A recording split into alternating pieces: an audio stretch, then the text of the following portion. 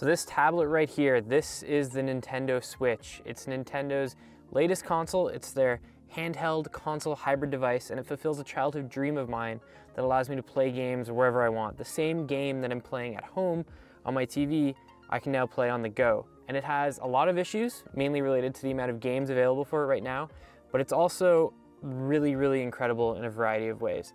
So I'm Patrick O'Rourke from MobileSyrup, and let's take a look at the Nintendo Switch.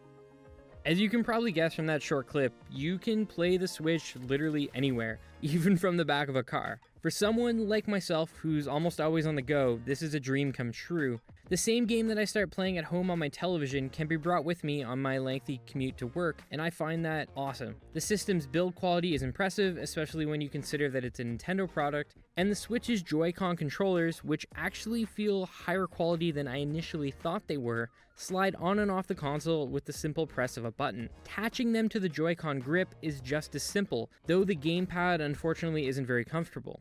The Switch's Pro controller, on the other hand, may go down as one of my favorite gamepads of all time. Even the Switch's UI, unlike what was featured with the Wii U, is snappy and responsive and easy to navigate. And it continues. Docking the Switch, allowing it to be played on a television, is a straightforward and simple process. The dock plugs into your television or receiver via HDMI, and sliding the Switch onto its USB port instantly moves the picture to the television, even mid-game. It's really hard not to be impressed with what Nintendo has accomplished with the Switch, especially if you're someone like myself who grew up playing a lot of portable video games. But let's get to the bad stuff. The Switch is portable, yes, but this also means that it's underpowered thanks to its lackluster custom NVIDIA Tegra processor. We haven't seen final benchmarks yet, but odds are that the system's going to have even difficulty running current generation Xbox One and PlayStation 4 games, which could lead to a lack of third-party developer support, an issue Nintendo seems to be contending with when it comes to most of its recent consoles. Battery life also varies depending on what game you're playing. So for example, with The Legend of Zelda Breath of the Wild, which I might add will probably go down as one of the best games of the last decade,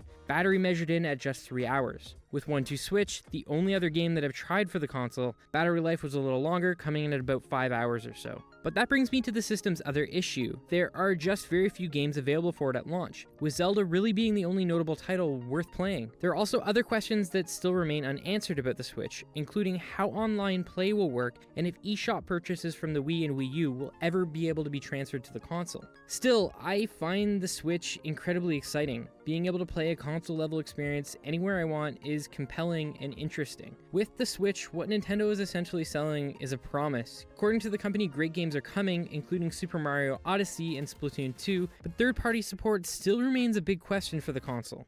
I'm willing to take a chance on Nintendo's latest effort because I find what it offers right now really compelling. Zelda is an incredible experience, but I know that some people may not be willing to trust the company following the disaster that was the Wii U. So that's it. That's my review of the Nintendo Switch. I think it's a really cool console that has a ton of interesting potential.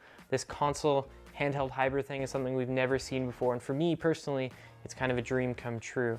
Just unfortunately, there aren't any games really worth playing on it beyond Zelda Breath of the Wild. That could change, and it probably will change, but it doesn't look like it's going to anytime soon. So thanks for watching. Make sure to check out my full review on MobileSyrup.com, and also subscribe to our YouTube channel.